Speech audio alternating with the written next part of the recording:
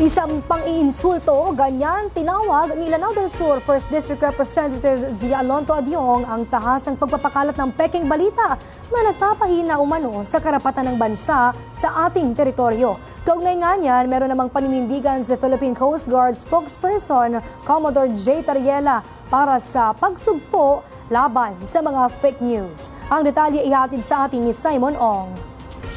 Nitong Hulyo 12 lang, ipinagdiwang ng bansa ang ating legal na pagkapanalo laban sa China hinggil sa ating karapatan sa soberanya ng West Philippine Sea. 9 na taon na ang nakalilipas, ngunit hindi pa rin tumitigil ang ating pamahalaan para ipagtanggol ang ating kasarinlan. Partikular na ang paglaban sa maling impormasyon na tahasang ipinapakalat para mapahina ang ating karapatan. Bunsod nito, muling binigyan diin ni Philippine Coast Guard spokesperson Commodore J. Tariela na ang paninindigan sa katotohanan ay siyang mabisang armas kontra sa pagkalat ng pekeng balita.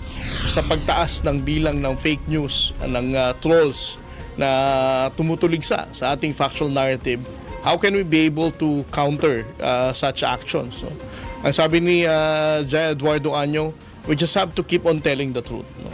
And on the part of the National Task Force for the West Philippine Sea, kasama ang Philippine Coast Guard, yan ang ginagawa natin.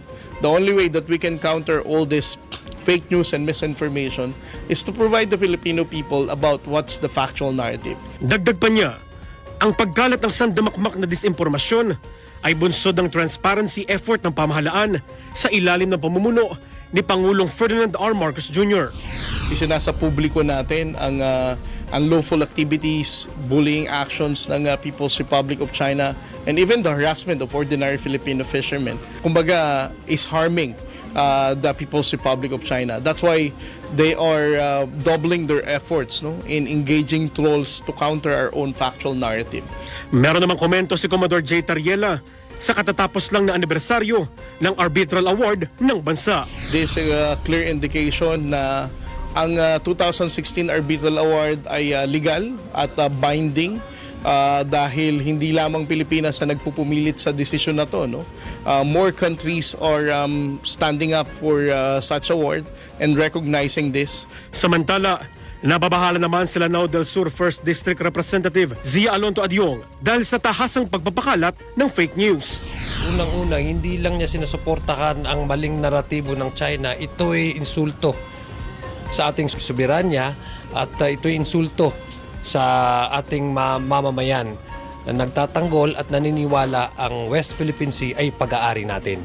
Hindi rin nagpapatinag ang Kamara, katuwang ang Young Guns, para sa paggawa ng mga hakbang nang sa gayon ay mapahina ang pagkalat ng mga pekeng balita.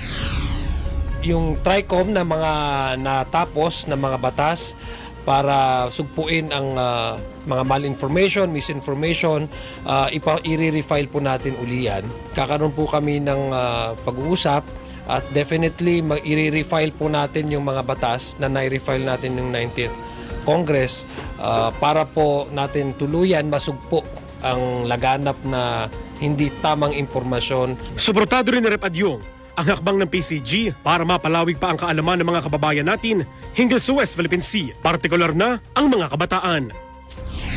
Patuloy ang Kamara, katuwang ang Young Guns, pati na rin ang PCG at iba pang mga ahensya ng pamahalaan sa pagpapaigting ng ating karapatan sa teritoryo ng bansa. Meron rin silang panawagan sa publiko ang makiisa para sa laban kontra fake news. Para sa totoong balita sa Bagong Pilipinas, Simon Ong, Congress News.